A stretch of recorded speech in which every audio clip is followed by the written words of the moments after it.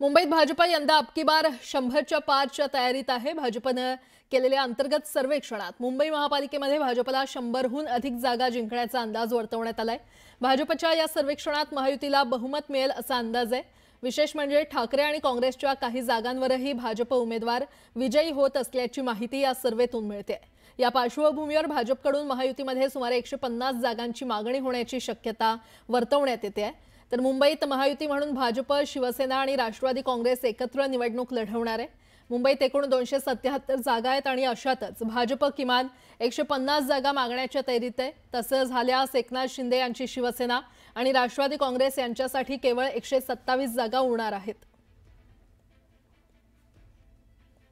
विविध प्रकारचे फीडबॅक हे पक्षाकडे येत असतात आणि विविध प्रकारच्या फीडबॅकच्या आधारावरती महायुतीला 150 पेक्षा जास्त जागा मुंबईच्या महानगरपालिकेच्या निवडणुकीमध्ये प्राप्त होतील अशा प्रकारचा फीडबॅक हा या ठिकाणी आम्हाला प्राप्त झालेला आहे। बहुमत मिळालं चांगली गोष्ट आहे ना। निवडणूक आणखी डिक्लेअर होऊ द्या, वातावरण पाहू द्या। प्रत्येक वेळेला ह्या सगळ्या सर्वेचा अंदाज घेणं चुकीचं असतं।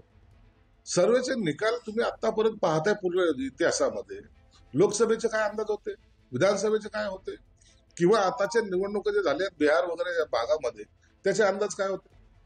परंतु लोकांचा जनमत जोपर्यंत तयार होत नाही तोपर्यंत हे सर्वे प्राथमिक पूर्व म्हणजे पहिल्या याच्या स्टेपचे असतात। निवडणूक जसं मध्यावर येईल त्या टायमाला खऱ्या अर्थाने झालेले सर्वे हे कोण विजयी होणार आहे।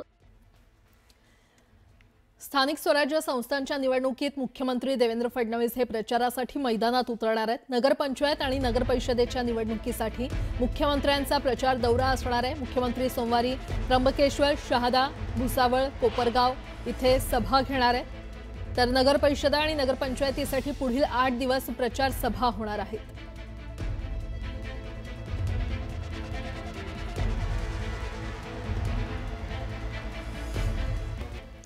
उपमुख्यमंत्री एकनाथ शिंदे आज पालघर जिल्हा दौऱ्यावर आहेत। एकनाथ शिंदेंच्या पालघरमध्ये 4 प्रचार सभा होणार आहेत। डहाणू, जव्हार, पालघर आणि वाड्या शिंदेंची तोफ धडाडणार आहे। पालकमंत्री गणेश नाईक असलेल्या पालघरमध्ये शिंदे काय बोलणार याकडे आता सगळ्यांच्या नजरा लागल्यात।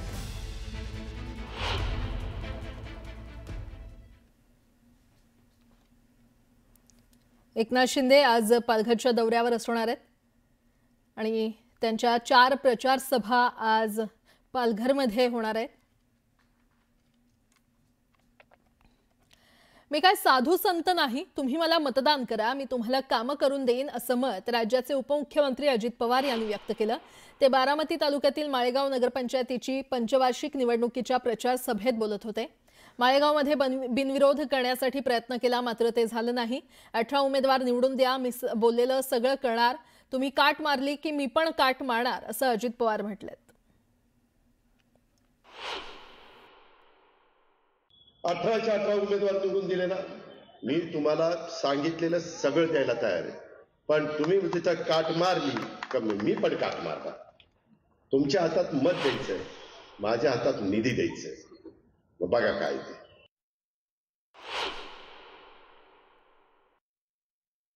दिलेलं आहे, परंतु वाटप करत असताना जसं पंगत बसल्यानंतर तो वाढपी ओळखीचा असल्यानंतर बरं वाटतं, तसं आज वाढपी तुमच्या समोर उभा आहे, तो तुम्हाला विनंती करतोय। पण ते केव्हा दाखवी?